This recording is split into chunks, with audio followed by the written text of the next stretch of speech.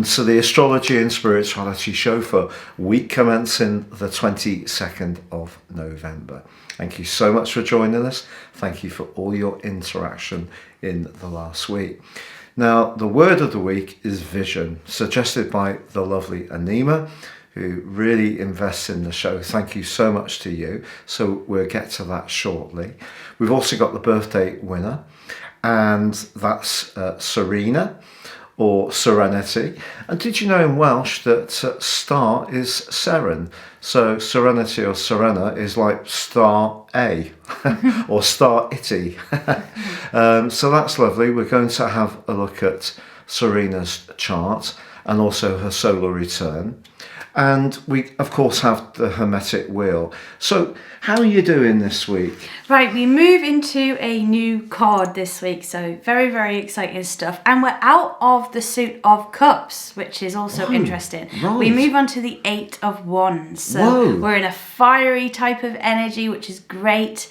8 in numerology is very much about success. It can be a little bit about ego. It can be about the material plane. It can also be about revolution. And the 8 of Wands is very much about fast moving energies.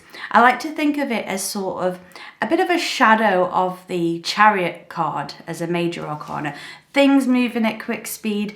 You know, we haven't got time to rest on our laurels. It can be a bit overwhelming, but it's great to get things done this week. That's brilliant. I love the enthusiasm you share that with being a Sagittarius, because on Monday at the start of this week, the sun returns to the sign of the Archer, the 9th zodiac sign. It's mutable, therefore in its quality it flexes. Its element is fire, which links brilliantly with that switch of gear with the Hermetic Wheel. But also, of course, the sign of Sagittarius is governed by the planet Jupiter, the biggest planet. And Jupiter is very much about optimism, expansion, all the things we think about Sagittarius people, that sort of go-getting energy. So really exciting. And then on Wednesday, Mercury joins up with the sun in the sign of Sagittarius. Now, technically, this is debilitated in this sign because it's the opposite of where Gemini is, which is governed by Mercury. It's one of the least noted debilities for me. You know, I feel that often the love of knowledge is something that defines Sagittarius people and Sagittarius season. So I think we can all find ourselves wanting to be a bit more adventurous, which of course was the key word last week. But the key word this week is vision. So what's your take on vision? Oh, I really loved this word. I think the first thing I thought of when I saw this word was a vision board. I used to use a vision board a lot. I haven't done it like for a really long time, but it's just a sort of spiritual practice we can get into where we just get a board, a piece of cardboard, and we just cut out all the things that we want to maybe bring into our life. We could put words on the card, on that piece of card, of people that we want to invite into our lives. So we could put kindness, loyalty, fun, excitement. It doesn't just have to be material things. So that for me is what came up. But what about you when you think of the word vision? It's interesting because I was having a little bit of a think about it, Anima, because often we just do everything completely off the cuff. We don't do any planning. And I was thinking, what's the difference between, for example, a dream and vision? What is the difference? What defines them? I can't say I've had an awful lot of time to think about it. I've been getting logs in for the logbook, crucial stuff. And we've also walked up to the organic food shop. We've got a local grower who's brilliant. So it's fantastic because the sun was really shining and a lot colder, but a lot more seasonally cold. So it's been kind of a little bit in the back of my mind. Vision, what would I say vision would be I about? really like that, what you said. What's the difference between a vision and a dream? Because for me personally, a dream is something that is sort of more ethereal, more like an idea, whereas vision sounds like it's got a bit more direction to it, like we're going to actually take goal steps towards getting there. Also, I think in terms of leadership, very often really good leaders see the direction of travel before the rest of us necessarily do recognise where we need to go. And that is visionary. We don't say that someone's dreamery, if they're someone who anticipates trends. In terms of marketing, the Chartered Institute of Marketing would say the most gifted marketers recognise where we all need to go in terms of our needs. So that requires vision. Sometimes I think also we need to perhaps challenge some of our own thinking and wonder if it needs to have more idealism added to it. Are we getting too caught up in the material world or the practical world of just, getting those logs in or doing the hoovering, putting the wash on, planning dinner? They're all very practical. Perhaps we also need to step outside of that and see the long term, the big picture. And I think seeing the big picture is something that I feel in Britain is something that I can say this because I'm British. I don't necessarily think we're always great at doing. We don't always recognise that decisions we make will have consequences. So those unintended consequences. I always remembered when the government of the day decided to break all the elements of the railway system into different pieces because they thought it would improve productivity and service levels. But it just didn't work, and it was kind of obvious it wouldn't work because we're such a small physical country. It's much better to have something that is more integrated. So they lacked vision. I always remember when also the same government, the same Hewer government, decided that they felt that too many pubs just sold their individual products, which was anti-competitive. So what happened? Every pub sells the same products now, and all the pubs that used to sell the different type of products are closed because no one can make a living having these sort of big corporate products, the same items that are in every bar, whereas when it was smaller breweries, their landlords were very invested in it. They could earn a proper living. They cared about their communities. So again, a total lack of vision because they were so caught up in thinking about what they thought was anti-competitive. But absolutely terrible decision in both cases in the United Kingdom. So, so there's lots of different ways that we can think about vision. And so thank you, Anima. I think Anima has a lot of vision by what she shares with us. And also I should tell you, is a very hardy wild water swimmer every single day of the year, which is absolutely brilliant. Very, very hardy. Now, the rest of this week, in terms of the astrology, of course, the sign of a Sagittarius is very much about being independent-minded, freedom-loving. It can be about the rule of law. It can be about philosophy, international boundaries. It can be about contracts, negotiations. And of course, with Mercury moving in to join with the Sun, they actually come into a cazimi on Monday the 29th, where they're exactly side by side, which is really powerful and very positive. But we also have this week a lovely link between Venus in Capricorn and Mars in its dignity in Scorpio. So that could be very good for business because we're thinking about the 8th house where Mars is in Scorpio. It's about getting beneath the surface, being passionate about what we want to achieve. And Venus in Capricorn is kind of saying, let's honour the established relationships we have in our situation and recognise the qualities that they bring to our life. It is true as we're coming into this last week of November that Saturn and Uranus are re-entering mortal combat between each other. So expect to see a lot more citizen protests around the world, whether it's about COVID, whether it's about acquittals in certain shootings, whatever it's going to be about, expect to see a lot more, whether it's about the environment, whether it is about people alerting others to the danger that we're facing with our lack of awareness to environmental change. So expect much more of that from now through to the end of February. It's the third pass. It's been difficult for a lot of us in our personal situations, especially for fixed signs. So that's Taurus, Leo, Scorpio and Aquarius, but also Geminis, because Uranus is in the 12th solar house of your situation. So pretty tough for Geminis at times. But the thing, because this is the third pass, the first one was February, the second one was May, I think, and they've been broadly in a right angle since then. it's just been more distant, is that it just gives us a little bit of an opportunity to learn to get used to the energy. So hopefully that is going to be the case. But we also have a quarter moon on Saturday as the week draws to a close, and that's in the precise, practical sign of Virgo. And that's just reminding us, however much we want to do our own thing, that Sagittarius energy, we have to be mindful of our responsibilities. Now, what about the modality for this week? What cards have you... Well, I've chosen to use these Angel Therapy Oracle cards. They're so pretty. By the ex, Mrs. Doreen Virtue. Yes, she's no or longer... the ex-Oracle person. The ex-Oracle. The now fundamental Christian.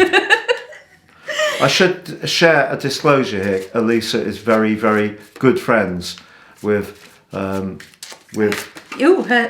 son is a wonderful human being who still does this work, and I have a lot of respect for him and his wife. So Charles and Parash. So yeah, they're really people. great people to look out for and so follow if you want as well. if you want to tune into their channels, please do. Yeah. So okay, I've given them a good shuffle. How about you pick the card for this week? Not without a drum roll, I'm not skipper. Dun dun dun dun dun dun. Oh, bass drum. Tom tom. Yes, Tom it tom. was quite. Yeah. I'm going to go for the snare. Oh, hi-hat as well. Right, okay. What we got? Ooh, lovely card. It says crystals on Make here. sure you use the right crystals.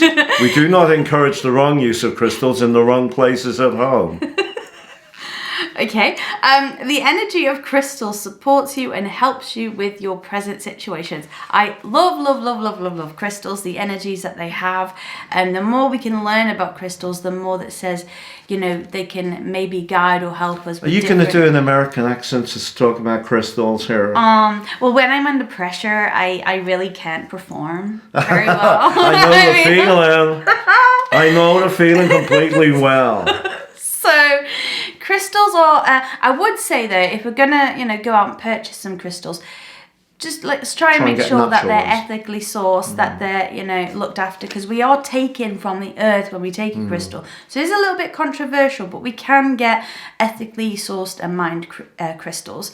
I like to, if I move into a new location after I've saged the place, just put a quartz crystal each corner of the home. There's so many in this There house. is so many crystals in this house. Unbelievable. It's like, yeah, I know. And we lost so many crystals. I love amethyst. Rose quartz is it great. hematite that you got me? The one that's got... Yeah, it's like kind of heavy. That's a very grounding And it's magnetic crystal. as well, isn't it? It's magnetic. It's brilliant. Rose quartz is great to have at your front door because it invites in, you know, loving, kind energy. We've got citrine, which is a sort of yellowy orange crystal. Gives us a lot of energy and oomph. Is that the one that I got you that's... It is, yeah. I love that one. And that was very, carefully extracted, wasn't it? It was. So, yeah, we can use crystals for all different types of things, whether we're suffering from maybe exhaustion or we want to invite love into our lives. So, yeah, it's just a nice thing for us to maybe explore and learn more about this week.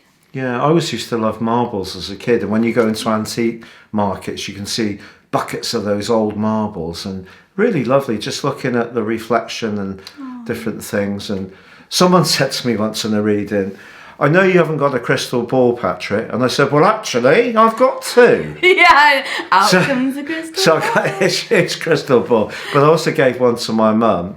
And so when she passed, I've got that as well. So that was quite funny. I know you haven't got a crystal ball. Well, actually, I've got two. Right, now, the winner of the birthday free prize draw. Exciting. Okay. Now, Serena, Serenity. So Serena was born on the 26th of November 1963 at 4:20 a.m. in Wolverhampton in the West Midlands, which is quite close to where we used to live.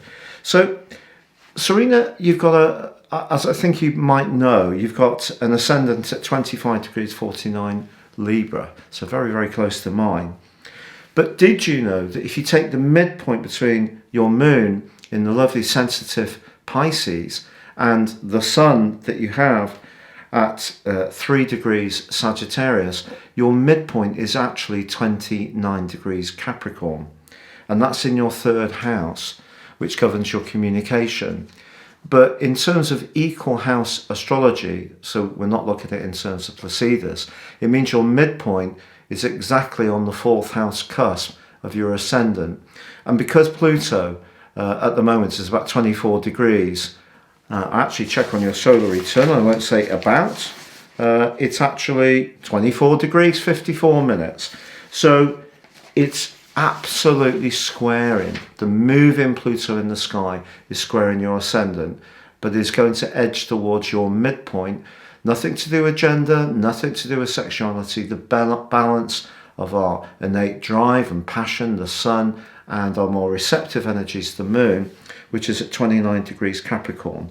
Also, if you think about where your sun is at 3 degrees in Sagittarius, in Indian astrology, in using the 12th harmonic, that's actually governed, that point, that dward, by Capricorn. So my proposition to you is that you've always been quite a Capricornian type of energy. You also have the ruler of Capricorn and also the co-ruler of Aquarius in the fourth house of emotion. So you're going to have your Saturn return in the next year, your second Saturn return in the fourth house. Fourth house can be to do with our home, our emotions, our family life, can also be to do with our physical bones, I feel. And the point of where Saturn is in your natal horoscope in the fourth house squares up with the very sensitive Neptune in your first house. So that is a really tough aspect, I have to be honest, and the midpoint exactly square your ascendant.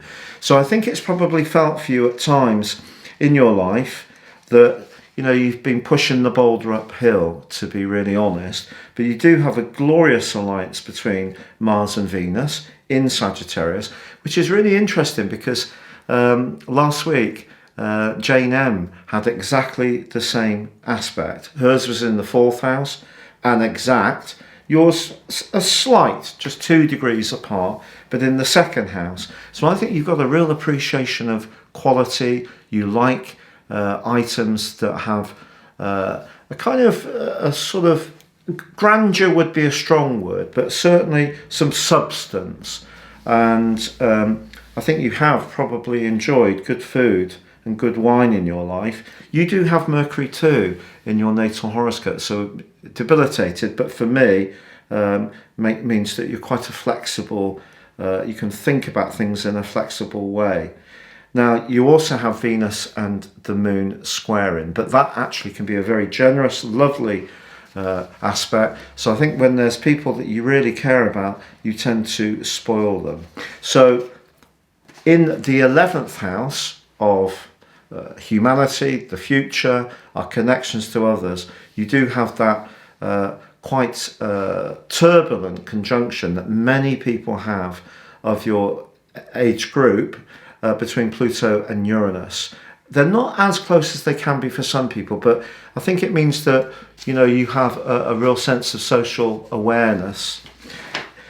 Now, in terms of your life year that you're entering with this birthday, you're actually going into an 11th year in terms of perfection. So you're starting to think very much about your future and your connections to others.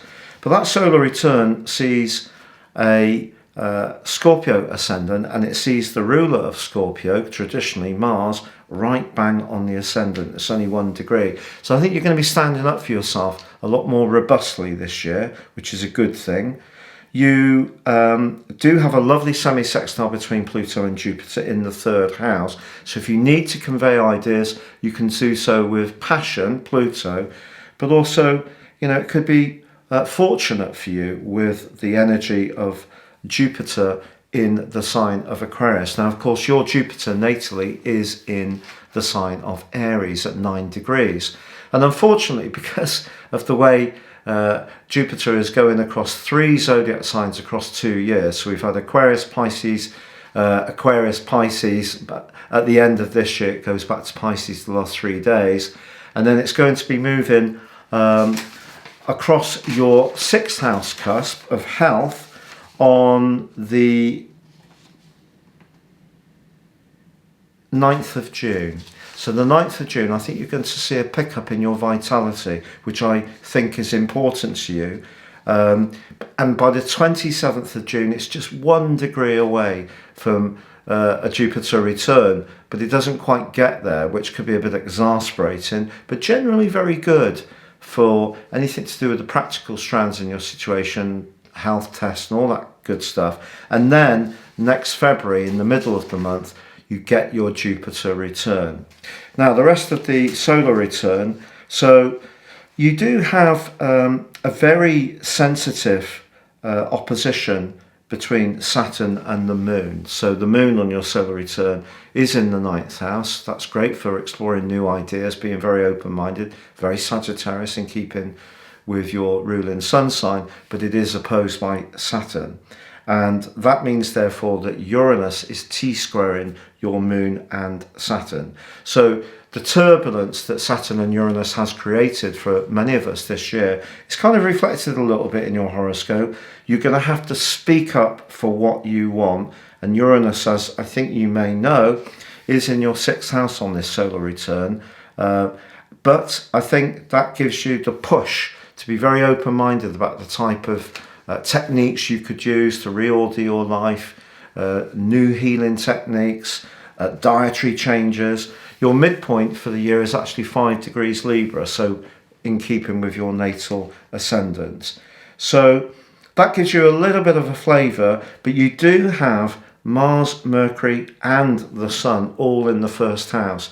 But this is telling me you need to create a completely fresh new future for yourself, particularly with that 11th perfection, thinking, it's the vision stuff. But you've got the drive of Mars in its home zone of Scorpio alongside the ascendant. And okay, they're not in the same sign as the Sun and Mercury, which are in conjunction, but all in the 1st house of new beginnings, a very Aryan type energy. So really go for it. It just may be a bit frustrating with the moon opposite Saturn. I think you know your astrology, so I'm not going to patronise you. But, there are opportunities to improve things for you, I feel. So, in terms of week commencing the 29th of November show, if your birthday is from the 29th through to about the 5th or 6th of December, please enter the free prize draw and also share any questions you have or the word of the week that you would like us to work with. We'd like to say thank you so much for all the subscriptions, the kind comments, the patrons. We're sorry we haven't got back to you. There's really quite a lot of stuff going on right across our family, health appointments, all sorts. And, we're just, we will update you as soon as we can catch breath. Yes. So, anything else? Oh, I'd just like to also mention that Patrick has done his year 2022 World Astrology video. It's jam-packed full of vital information for next year. Which you've put in there. So if you want to check that video out, it'll be in the link beneath this thank you so much for sharing. So thank you so much for joining us. From the A team, it is... Goodbye from him. And it's goodbye from her. Goodbye.